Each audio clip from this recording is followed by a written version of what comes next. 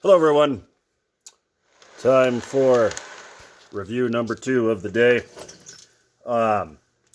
This is a video I've been wanting to do for a while. I don't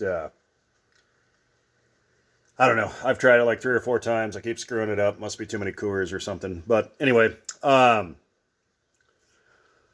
not trying to copy Rab's Trains, who was doing some reviews on some reefers today, but well, I thought I'd throw in a couple of different ones. So what we have here today are 2 Atlas and 2 K-Line.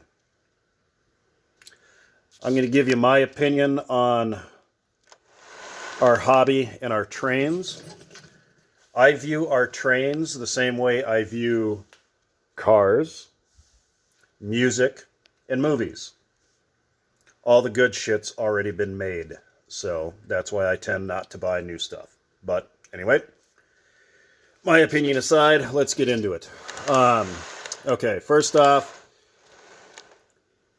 the reason that your Atlas reefers are a nice car is because Mike from Mad Trains was correct. And I did do some research on this. Your Atlas reefers are the K-Line tooling. So they're the same cars, okay? Similar, I should say, similar.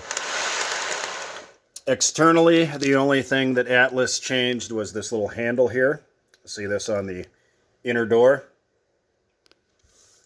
Not present on the K-Lines. I will tell you from prototype photos I have seen, this handle does not appear. Looks cool though. So, no big deal. Anyway, let's get into this comparison. Your latch mechanisms on the roof and on the doors are the same. I'm not too concerned about opening them. They're actually fairly robust, as you can see here. You can see the wood planks and everything in there on the floor, which is pretty neat. I got big fingers, guys. I'm sorry. There we go.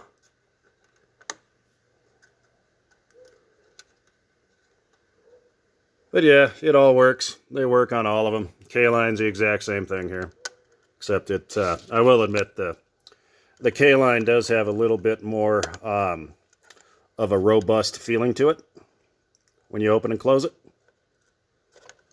But I realize we don't really need to open and close our freight cars, but the K-Lines you kind of do. And we'll get into that later. All right, so see, he snapped back in place. Okay, so both, well, this car, this K-Line, I found this brand new in box, $49. This Atlas I found new in box as well. This was $59. This one, I needed to have this. I found this brand new in box. I paid $100 for it, but this is my hometown. This is a brewery and restaurant my wife and I used to frequent quite a bit. This beer is still made. I needed to have it. Thanks, Joker. Appreciate it. But anyway, let's get into the differences of these, okay? So, like I said, the main external difference was that little handle there. But one other thing that I will show you here. Take a look how your grab handle goes into the body there. It just kind of stuck in there. If you look at the K-Line, it's kind of got a little stanchion there and then has 2 bolts on the top and bottom and goes in. So that's a little bit more realistic in my opinion.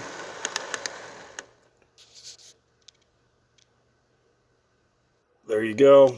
And before we get into it, if you guys really want to know, my vote goes to the K-Line, not just because I am a K-Line fan, just because I think it's a better car. Heavy-duty trucks and couplers, obviously, on the Atlas, as you can see, we got our air hoses there, Bettendorf-style trucks. But you got air hoses on the K-Lines as well.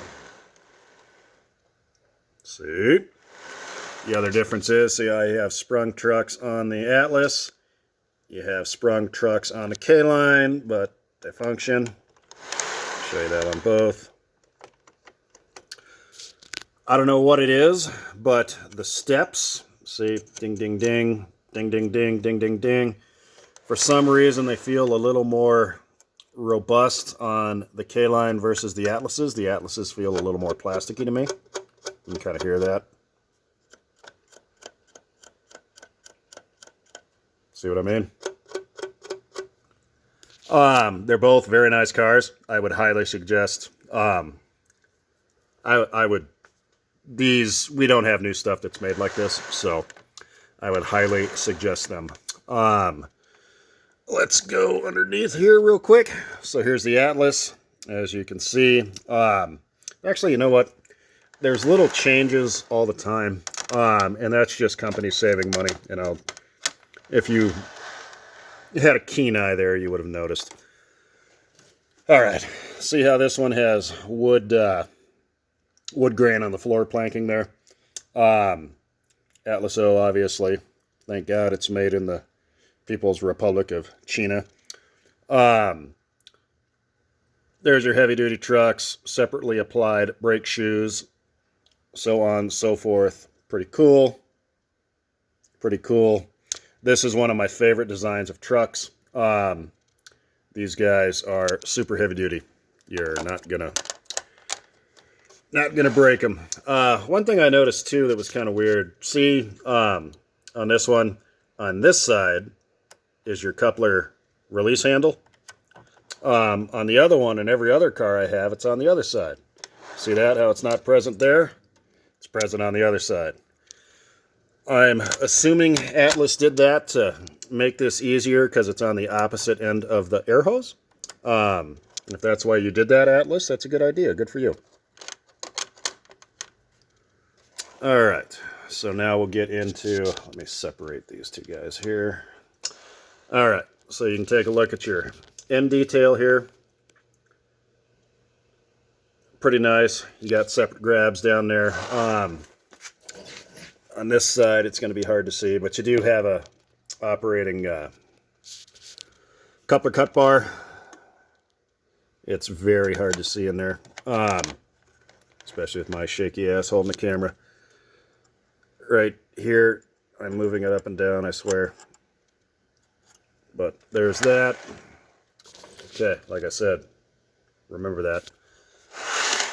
So here comes the K-Line. We got a little more detail. We got the platform for the brakeman to actually stand on. The little ratcheting mechanism actually there going through the platform.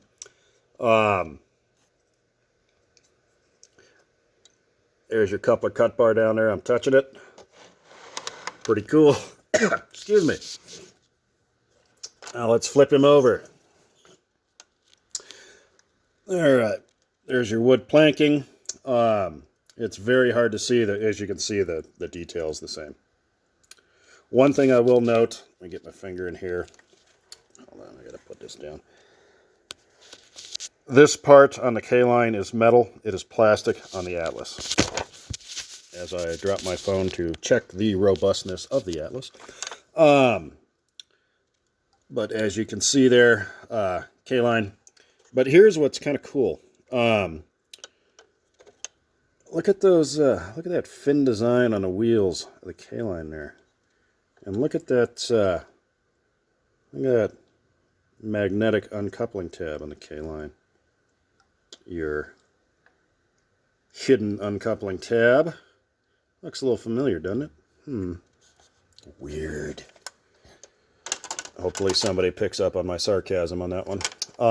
But anyway, no big deal. No big deal. All right. So here, I'm going to demonstrate on this.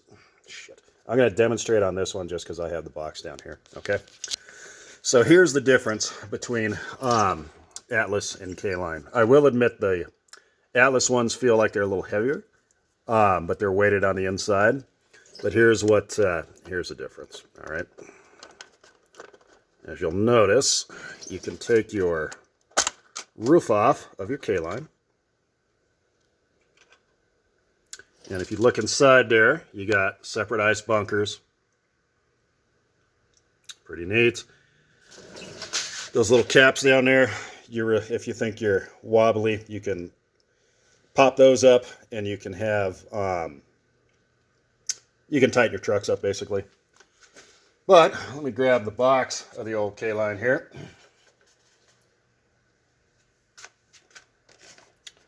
So first off, came with this. And no, this is not a leftover bad habit from the 90s. This is simulated crushed ice that you would fill the ice bunkers with. Pretty cool. Another thing you had was it came with this thing. And what this is if you look, these are little foldable crates. You could make your own load to put inside your reefer. Interaction with your model. What a concept. But different cars came with different loads. The butter one also came with cardboard loads like that. My banana car, which I have shown off, it actually had hanging banana loads, which is pretty cool. They also had meat cars, whether it be beef or pork or whatever. And a lot of them had hanging sides of beef, which I thought was pretty neat. But here's the kicker on these. So a lot of people have been talking, boy, it's cool. Our new cars come with little mounting pads for KD couplers. Well, somebody was already ahead of you. So here we are in the box. Look at this. What is in here are KD compatible scale couplers. See the magnetic glad hand hanging down there? These are die cast, and there's extra parts in here. And also, if you look, you have a little instruction sheet. And what this did, this explains to you how to convert this car to 2-rail using those couplers, or how to get rid of your lobster claw and use the scale couplers with the 3-rail trucks. So, I'm sorry, KD mounting pads to me are not a new thing. They should all do what K-Line did, just include all the parts. So, once again, another reason why I think K-Line always made the best products. But yeah, that's my quick little comparison of these guys. I do have an MTH 36-foot reefer. I don't touch it a whole lot. It's also a Columbia soup, so I've never noticed how fragile it is. I don't exactly know what era it's from or how new it is. I got it used, like I do most of my stuff. But anyway, I did buy this car used, but as you can see, it's in pretty good shape. Nothing is broken. Excuse me. And this car was $29. All right. So, you guys decide what you think the best value is in this stuff. These good K-Line reefers, these came out at the end. Okay, you're talking 05, 06. So if you want to know, if you're looking online and you want one of these good later ones, just make sure it's one that has the air hose, okay? And that'll be the last variation and the highest quality in my opinion. All right. Hope you guys got something out of that. Thanks again for watching, and I'll catch you on the next one. Later.